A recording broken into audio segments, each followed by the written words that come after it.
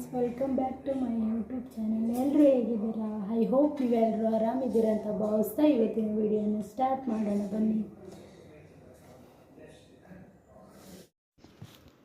Hi hello ಎಲ್ರಿಗೂ ನಮಸ್ಕಾರ. Welcome back to Charu and Roja Prapancha. ಎಲ್ಲರೂ ಹೇಗಿದ್ದೀರಾ? ಐ ಹೋಪ್ ನೀವೆಲ್ಲರೂ ಆರಾಮಿದ್ದೀರಾ ಅಂತ ಭಾವಿಸ್ತಾ ಇವತ್ತಿನ ವಿಡಿಯೋನ ಸ್ಟಾರ್ಟ್ ಮಾಡೋಣ ಬನ್ನಿ.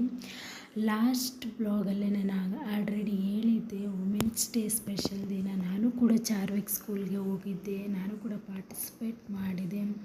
ಕೆಲವೊಂದಷ್ಟು ಕ್ಲಿಪ್ಪಿಂಗ್ಸ್ಗಳನ್ನು ಕೂಡ ನಾನು ತಗೊಂಡಿದ್ದೀನಿ. ನೆಕ್ಸ್ಟ್ ಬ್ಲಾಗಲ್ಲಿ ಆ್ಯಡ್ ಮಾಡ್ತೀನಿ ಅಂತ ಹೇಳಿದ್ದೆ. ಅದೇ ರೀತಿ ನಾವೇನು ಮದರ್ಸ್ ಎಲ್ಲರೂ ಹೋಗಿದ್ವಿ. ನಮಗೆ ಒಂದಿಷ್ಟು ಗೇಮ್ಸ್ಗಳನ್ನು ಆಟ ಆಡಿಸಿದ್ರು. ನೋಡ್ತಾ ಇರ್ಬೋದು, ಅಲ್ಲಿ ಒಂದು ಗೇಮನ್ನು ಆಡಿಸಿದ್ರು. ಆ ಗೇಮು ಏನಪ್ಪ ಪ್ರೊಸೀಜರ್ ಬಂದ್ಬಿಟ್ಟು ಇಲ್ಲಿ ಬಂದ್ಬಿಟ್ಟು ನೀವೇನು ನೋಡ್ತಾ ಇದ್ದೀರಿ, ಗ್ರೀಟ್ ಅಂದರೆ ಒಬ್ರಿಗೊಬ್ರು ಅಪ್ಕೊಳ್ಬೇಕು, ಮೀಟ್ ಅಂತಂದರೆ ಶೇಕ್ ಹ್ಯಾಂಡನ್ನು ಕೊಡಬೇಕು, ಫರ್ಗಟ್ ಅಂದರೆ ಇಬ್ಬರು ಅವ್ರು ಆ ಕಡೆ ಇವರು ಈ ಕಡೆ ಅಂದರೆ ಆಪೋಸಿಟಲ್ಲಿ ಇಬ್ಬರು ಕೂಡ ತಿರುಗಬೇಕು. ಈ ಥರ ಒಂದು ಗೇಮನ್ನು ಕೂಡ ಅಲ್ಲಿ ಹೋಗಿರ್ತಕ್ಕಂಥ ಮದರ್ಸ್ಗೆ ಆಟ ಆಡಿಸಿದ್ರು. ಕೆಲವೊಂದು ನಿಮಗೇನು ಟ್ಯಾಲೆಂಟ್ ಇದೆ ಅದನ್ನು ತೋರಿಸ್ರಿ ಅಂತ ಕೆಲವೊಂದಷ್ಟು ಪೇರೆಂಟ್ಸ್ ಕೇಳಿದರು. ಕೆಲವೊಬ್ಬರಿಗೆ ಡ್ಯಾನ್ಸಲ್ಲಿ ಇಂಟ್ರೆಸ್ಟ್ ಇರುತ್ತೆ, ಅವರು ಡ್ಯಾನ್ಸ್ ಆಡಿದರು. ಕೆಲವೊಬ್ಬರಿಗೆ ಕತೆ ಹೇಳೋದ್ರಲ್ಲಿ, ಕೆಲವೊಬ್ಬರಿಗೆ ಸಿಂಗಿಂಗ್ ಆಗಿರ್ಬೋದು, ಕೆಲವರು ಅವ್ರವ್ರಿಗೆ ಏನೇನು ಬರುತ್ತೆ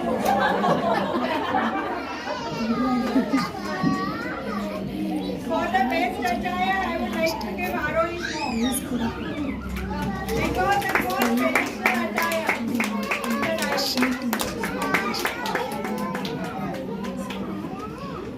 ಡ್ರೆಸ್ಸಿಂಗ್ ಸೆನ್ಸ್ ಸ್ಪೆಷಲಾಗಿ ಚೆನ್ನಾಗಿ ಇದಾಗಿದ್ದಾರೆ ಅಂತಲೂ ಕೊಟ್ಟರು. ನೆಕ್ಸ್ಟು ಅದೇ ಅವತ್ತಿನ ಬ್ಲಾಗ್ಗೆ ಬೆಳಗಿನ ಮಾರ್ನಿಂಗ್ ಬ್ಲಾಗ್ ಬಂದ್ಬಿಟ್ಟು, ಬೆಳಗ್ಗೆ ಬೇಗನೆ ಎದ್ದು ಕಸ ಆಲ್ರೆಡಿ ಮಾಡಿದ್ದೆ. ಬಂಡೆ ಒರೆಸ್ಕೊಳ್ಳೋದಕ್ಕೆ ಕೆಲವೊಂದಷ್ಟು ಕ್ಲಿಪ್ಪಿಂಗನ್ನು ತಗೊಂಡಿದ್ದೆ. ಅದನ್ನು ಕೂಡ ನನಗೆ ವೇಸ್ಟ್ ಮಾಡೋಕ್ಕೆ ಮನಸ್ಸಾಗಲಿಲ್ಲ, ಹಾಗಾಗಿ ಇದನ್ನು ಕೂಡ ಆ್ಯಡ್ ಮಾಡ್ತಾಯಿದ್ದೀನಿ. ಈ ವಿಡಿಯೋ ಇಷ್ಟವಾದಲ್ಲಿ like, share and subscribe to Charu and Roja Prapancha. ಯಾರಿಗೆಲ್ಲ ಈ ವಿಡಿಯೋಗಳು ಇಷ್ಟ ಆಗ್ತಾವೆ ಪ್ಲೀಸ್ ಸಬ್ಸ್ಕ್ರೈಬ್ ಮಾಡ್ಕೊಂಡು ಸಪೋರ್ಟ್ ಮಾಡಿ. ನೆಕ್ಸ್ಟು ಬ್ರೇಕ್ಫಾಸ್ಟ್ ಬಂದ್ಬಿಟ್ಟು ನಾನು ಅವತ್ತು ಬಿಸಿಬೇಳೆಭಾತನ್ನು ಆಲ್ಮೋಸ್ಟ್ ಬೆಳಗಿನ ಎಲ್ಲ ಕೆಲಸಗಳು ಕೂಡ ಆಲ್ರೆಡಿ ಆಗಿದ್ದಾವೆ. ಬೆಳಿಗ್ಗೆ ಎದ್ಬಿಟ್ಟು ಸ್ವಲ್ಪ ಫ್ರೆಶ್ ಅಪ್ ಆಗಿಬಿಟ್ಟು ಬ್ರಷ್ ಮಾಡಿ ನಂತರದಲ್ಲಿ ಬಿಸಿನೀರು ಕುಡಿಯೋದ್ರಿಂದ ಒಳ್ಳೆಯದು ಅಂತ ಹೇಳ್ತಾರೆ. ನಾರ್ಮಲಿ ಆರೋಗ್ಯಕ್ಕೂ ಕೂಡ ಬಿಸಿನೀರು ಕುಡಿಯೋದ್ರಿಂದ ಒಂಥರ ಕ್ಲಿಯರ್ ವರ್ಕ್ ಆಗುತ್ತೆ ನೀರು ಬೆಳಿಗ್ಗೆ. ಹಾಗಾಗಿ ಬಿಸಿನೀರನ್ನು ಕುಡಿಯೋದ್ರಿಂದ ಹೆಲ್ತ್ಗೂ ಒಳ್ಳೆಯದು. ಮತ್ತು ಹಾಗಾಗಿ ಬಿಸಿನೀರನ್ನು ಕಾಯಿಸ್ತಾ ಇದ್ದೀನಿ. ಈ ಕಡೆ ಬ್ರೇಕ್ಫಾಸ್ಟ್ ಬಂದ್ಬಿಟ್ಟು ಇವತ್ತು ಬಿಸಿಬೇಳೆಭಾತ್ ಮಾಡ್ಕೊಳ್ಳೋಣ ಅಂತ ಅಂದ್ಕೊಂಡಿದ್ದೆ. ಹಂಗಾಗಿ ಬಿಸಿಬೇಳೆಭಾತ್ ಮಾಡಲಿಕ್ಕೆ ಬೇಕಾಗಿರ್ತಕ್ಕಂಥ ಸಾಮಗ್ರಿಗಳು ಬಂದು ನೀವು ನೋಡಿ, ಆಲ್ಮೋಸ್ಟ್ ಅಲ್ಲಿ ಕ್ಯಾರೆಟು, ಬೀನ್ಸು, ಪೊಟ್ಯಾಟೊ ಆಗಿರ್ಬೋದು, ಟೊಮ್ಯಾಟೊ, ಒಂದು ಚಿಲ್ಲಿ, ಒಂದು ಸ್ವಲ್ಪ ಹುಣಸೆ ಹಣ್ಣು, ಇಷ್ಟನ್ನು ಏನು ಮಾಡಬೇಕು, ನೀವು ಹಚ್ಚಿಟ್ಕೊಂಡಿರಬೇಕು. ನಂತರದಲ್ಲಿ ಒಂದು ಗ್ಲಾಸು ನೀವೇನಾದರೂ ಅಕ್ಕಿ ಹಾಕಿದರೆ ಅದರ ಹಾಫು ಏನಿರಬೇಕು ದಾಲ್. ಸ್ವಲ್ಪ ಜಾಸ್ತಿನೇ ಕಾದ್ಬಿಟ್ಟಿದ್ವು, ಹಾಗಾಗಿ ಸ್ವಲ್ಪ ಆರಲಿಕ್ಕೆ ಅಂತ ಇಟ್ಟೆ. ಒಂದು ಸ್ವಲ್ಪ ಹುಣಸೆ ಹಣ್ಣನ್ನು ಹಾಕ್ಬಿಟ್ಟು ನೆಕ್ಸ್ಟ್ ನಾವು ಬಿಸಿಬೇಳೆಭಾತ್ ಮಾಡಲಿಕ್ಕೆ ಬೇಕಾಗಿರ್ತಕ್ಕಂಥದ್ದು 2 ಟೊಮೊಟೊ, 1 ಆನಿಯನ್ನು, 1 ಪೊಟ್ಯಾಟೊ, 1 ಕ್ಯಾರೆಟು, ಒಂದು 5ರಿಂದ 6 ಬೀನ್ಸು, ಒಂದು ಸ್ವಲ್ಪ ಹುಣಸೆ ಹಣ್ಣು. ಅಂದರೆ ನೀವು ಟೊಮೊಟೊ ಜಾಸ್ತಿ ತಗೊಂಡಿದ್ರೆ ಹುಣಸೆ ಹಣ್ಣು ಸ್ವಲ್ಪ ಹಾಕ್ಕೊಳ್ಳಿ. ಒಂದು ವೇಳೆ ಟೊಮೊಟೊ ಕಡಿಮೆ ತಗೊಂಡಿದ್ರೆ ಸ್ವಲ್ಪ ಹುಣಸೆ ಹಣ್ಣನ್ನೇ ಜಾಸ್ತಿ ಹಾಕ್ಕೊಳ್ರಿ. ಸ್ವಲ್ಪ ಬಿಸಿಬೇಳೆಭಾತು ರುಚಿ ಅನ್ನಿಸ್ಬೇಕಾದ್ರೆ ಒಂದು ಸ್ವಲ್ಪ ಹುಳಿ ಇರಬೇಕು, ಆಗ ಟೇಸ್ಟ್ ಕೂಡ ಭಾಳ ಚೆನ್ನಾಗಿರುತ್ತೆ ಅಂತ ಹೇಳ್ಬೋದು. ಆ ಕಡೆ ನೀವು ನೋಡ್ತಾ ಇರ್ಬೋದು, ಒಂದು ಬಾಣಲೆ ಇಟ್ಟೀನಿ. ಆ ಬಾಣಲೆಗೆ ಸಾಸಿವೆ, ಜೀರಿಗೆ, ಕರಿಬೇವು ಚಿಟಪಟ ಅಂತ ಅಂದ ನಂತರ ಏನು ಮಾಡಬೇಕು, ನಾವು ಶೇಂಗಾ ಬೀಜ ಏನಿರ್ತವೆ ನಿಮಗೆ ಎಷ್ಟು ಬೇಕು, ನಿಮ್ಮ ಮನೆಯಲ್ಲಿ ತಿಂತಾರೆ ಅಂದರೆ ಸ್ವಲ್ಪ ಜಾಸ್ತಿ ಇಟ್ಕೊಳ್ಳಿ, ಇಲ್ಲ ಅಷ್ಟಾಗಿ ಏನು ತಿನ್ನಲ್ಲ ಅಂತಂದರೆ ಕರಿಬೇವು ಕೂಡ ಇದಾಯಿತು. ನೆಕ್ಸ್ಟ್ ಏನು ಮಾಡಬೇಕಪ್ಪ ಅಂತಂದರೆ, ನೀವು ಆನಿಯನ್ ಏನು ತಗೊಂಡು ಶೇಂಗಾ ಬೀಜನ ಚೆನ್ನಾಗಿ ಸ್ವಲ್ಪ ಹುರ್ಕೊಳ್ಳಿ. ಎಣ್ಣೆಲೇ ಚೆನ್ನಾಗಿ ಫ್ರೈ ಮಾಡ್ಕೊಳ್ರಿ. ಒಂದು ನೀರು ಹಾಕಿದಾಗ ಇನ್ನೂ ಸ್ವಲ್ಪ ಚೆನ್ನಾಗಿ ಬೇಕಂತವ.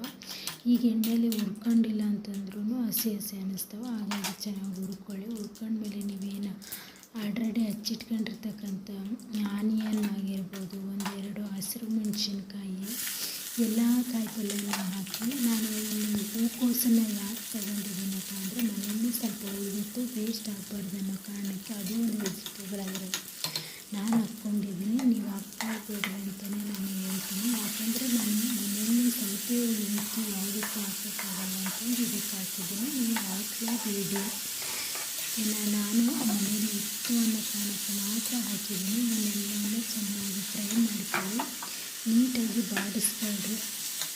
ಎಣ್ಣೆಯಲ್ಲಿ ನೀಟಾಗಿ ಬಾಡಿಸ್ಕೊಂಡು ಏನು ರುಚಿಗೆ ತಕ್ಕಷ್ಟು ಉಪ್ಪು, ಅರಿಶಿನ ಮತ್ತು ನೀವು ಆಲ್ರೆಡಿ ಏನು ಹುಣಸೆ ರಸನ ಇಟ್ಕೊಂಡಿರ್ತೀನಿ ಅದನ್ನು ಹಾಕಿ, ನಾನು ಆ ಕಡೆ ಒಂದು ವಿಸಲ್ಗೆ ಏನು ಮಾಡಿರ್ತೀನಿ. ನನಗೆ ಎಷ್ಟು ಬೇಕು ಎಷ್ಟು ಬೇಕೋ ಅಷ್ಟನ್ನು ರೈಸು ಮತ್ತು ಬೇಳೆನ ಕುಕ್ಕರ್ ವಿಸಿಲಲ್ಲಿ ಕೂಗಿಸ್ಕೊಂಡಿದ್ದೀನಿ. ಅದನ್ನು ತೋರಿಸ್ಬೇಕಾಗಿತ್ತು, ಬಟ್ ತೋರ್ಸೋಕ್ಕಾಗಲಿಲ್ಲ. ಬಟ್ ಹಾಕ್ಬೇಕಾದ್ರೆ ತೋರಿಸ್ತೀನಿ.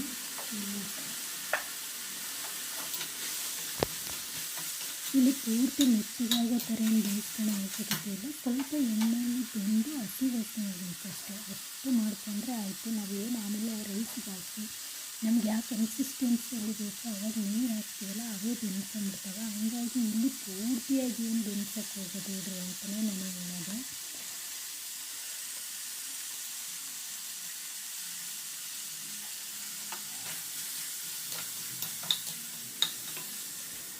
ಇಲ್ಲಿ ನೋಡ್ತಾ ಇರ್ಬೋದು, ಚೆನ್ನಾಗಿ ಪಲ್ಯ ಬಾಡಿಸ್ಕೊಂಡ ನಂತರ ನಾವೇನು ಆಲ್ರೆಡಿ ಮಾಡಿಟ್ಕೊಂಡಿರ್ತೀವಿ ಆ ಹುಣಸೆ ರಸನ ನೆನೆ ಹಾಕಿಟ್ಟಿರ್ತಕ್ಕಂಥ ಹುಣಸೆ ರಸ ಹಾಕ್ಬಿಟ್ಟು ನಮಗೆ ಎಷ್ಟು ಬೇಕು ಖಾರ ಸ್ವಲ್ಪ ಕಮ್ಮಿ ಹಾಕ್ಬೋದು. ಯಾಕಂದರೆ ಬಿಸಿಬೇಳೆಭಾತ್ ಪೌಡ್ರ್ ಹಾಕೋದ್ರಿಂದ ತೀರಾ ಖಾರ ಅನ್ನಿಸ್ಬೋದು. ಸ್ವಲ್ಪ ಲೈಟಾಗಿ ಹಾಕ್ಕೊಂಡ್ರೆ ನೀವು ಬಿಸಿಬೇಳೆಭಾತ್ ಪೌಡ್ರ್ ಹಾಕ್ಕೊಂಡಾಗ ಸರಿ ಹೋಗುತ್ತೆ. ನೀವು ಇಲ್ಲ ಮೊದಲೇ ಜಾಸ್ತಿ ಖಾರ ಹಾಕ್ಕೊಂಬಿಟ್ರೆ ಬಿಸಿಬೇಳೆಭಾತ್ ಪೌಡ್ರ್ ಹಾಕಿದಾಗ ಇನ್ನೂ ಎಕ್ಸ್ಟ್ರಾ ಅಂತ ಅನ್ನಿಸ್ತದೆ. ಸ್ವಲ್ಪ ಖಾರ ಇದ್ರೂ ಪರವಾಗಿಲ್ಲ, ಚೆನ್ನಾಗೇ ಇರುತ್ತೆ ಅಂತಲೇ ಹೇಳ್ಬೋದು.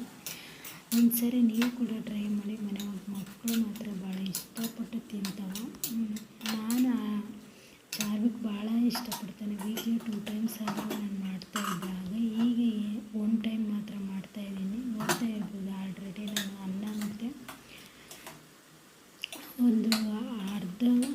ಒಂದು ಸಣ್ಣ ಗ್ಲಾಸಷ್ಟು ರೈಸಿಗೆ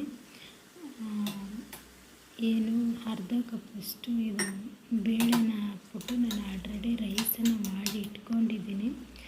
ಅದನ್ನೇ ನಾನು ಈ ಪಲ್ಯ ಏನು ಬಾಣಲೆಯಲ್ಲಿ ಮಾಡೀನಿ ಅದನ್ನು ಆ ಕುಕ್ಕರಲ್ಲಿರುವಂಥ ರೈಸಿಗೆ ಕಲಿಸ್ತಾ ಇದ್ದೀನಿ.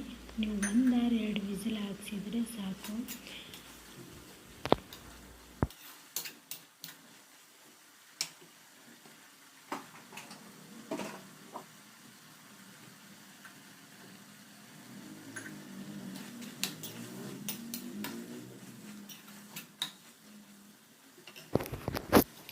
ಈ ಕಡೆ ಬಿಸಿಬೇಳೆಭಾತ್ ಗ್ರೇವಿ ಕೂಡ ರೆಡಿ ಆಯಿತು. ನೋಡ್ಬೋದು ಚೆನ್ನಾಗಿ ಕುಗ್ತಾ ಇದೆ. ಹಾಗೆ ಕೂಡ ಎಣ್ಣೆ ಕೂಡ ಬಿಟ್ಕೊತಿದೆ. ನೀಟಾಗಿ ಎಣ್ಣೆ ಎಲ್ಲ ಬಿಟ್ಕೊಂಡ್ಮೇಲೆ ನಾವು ಆಲ್ರೆಡಿ ಏನು ಕುಕ್ಕರಲ್ಲಿ ರೈಸನ್ನು ಮಾಡ್ಕೊಂಡು ಇಟ್ಕೊಂಡಿರ್ತೀವಿ, ಆ ರೈಸ್ಗೆ ಇದನ್ನು ಕಲಿಸ್ಬಿಟ್ಟು ನಿಮಗೆ ಯಾವ ಕನ್ಸಿಸ್ಟೆನ್ಸಿಲಿ ಬೇಕೋ ನೋಡಿಕೊಂಡು ನೀರನ್ನು ಆ್ಯಡ್ ಮಾಡಿಕೊಳ್ಬೇಕು. ನೀರನ್ನು ಆ್ಯಡ್ ಮಾಡ್ಕೊಳ್ಳೋದ್ರಿಂದ ಅದನ್ನು ನೀರು ಆ್ಯಡ್ ಮಾಡ್ಕೊಂಡ್ಮೇಲೆ ಒಂದು 10 minutes ಬಿಡಬೇಕು. ಆವಾಗ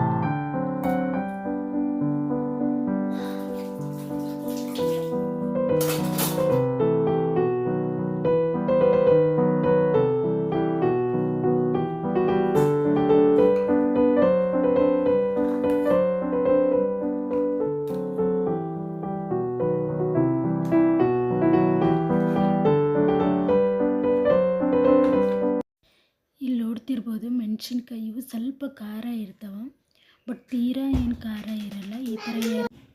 ಈ ಮೆಣಸಿನ್ಕಾಯಿ ಏನಿರ್ತಾವಲ್ಲ ಈ ಥರ ಮಿಡ್ಲಲ್ಲಿ ನೀಟಾಗಿ ಕಟ್ ಮಾಡ್ಕೊಂಡ್ಬಿಟ್ಟು ಕಡಲೆ ಪುಡಿಗೆ ಒಂದು ಸ್ವಲ್ಪ ಉಪ್ಪು ಮತ್ತು ಜೀರಿಗೆ ಹಾಕಿ ಮಿಕ್ಸಿಲಿ ನಾನು ಹಾಕ್ಕೊಂಡಿದ್ದೀನಿ. ಹಿಂಗೆ ಹಾಕೋದ್ರಿಂದ ಮೆಣಸಿನ್ಕಾಯಿ ಏನಾದರೂ ಖಾರ ಇದ್ದರೂ ಕೂಡ ಸ್ವಲ್ಪ ಅಷ್ಟು ಖಾರ ಅನಿಸಲ್ಲ ತಿನ್ನಬೇಕಾದ್ರೆ. ಹಂಗಾಗಿ ನಾನು ಇದನ್ನು ಮಾಡ್ಕೊಂಡಿದ್ದೀನಿ. ನೀವು ಒಂದು ಸರಿ ಟ್ರೈ ಮಾಡಿ, ಭಾಳ ಚೆನ್ನಾಗಿರ್ತವೆ, ಖಾರನೂ ಅನಿಸಲ್ಲ ತೀರಾ. ಏನಿಲ್ಲ, ಒಂದಿಷ್ಟು ಕಡಲೆ ಪುಡಿಗೆ ಸಾಲ್ಟು ಮತ್ತು ಜೀರಿಗೆ ಇವೆರಡನ್ನ ಜೀರಿಗೆ ಮಿಕ್ಸ್ ಮಾಡೋಕ್ಕೆ ಹೋಗ್ಬಿಡ್ರಿ, ಜೀರಿಗೆ ಪೌಡ್ರನ್ನ ಮಿಕ್ಸ್ ಮಾಡಿರಿ ಅಂತ ನಾನು ಹೇಳ್ತಾ ಇದ್ದೀನಿ.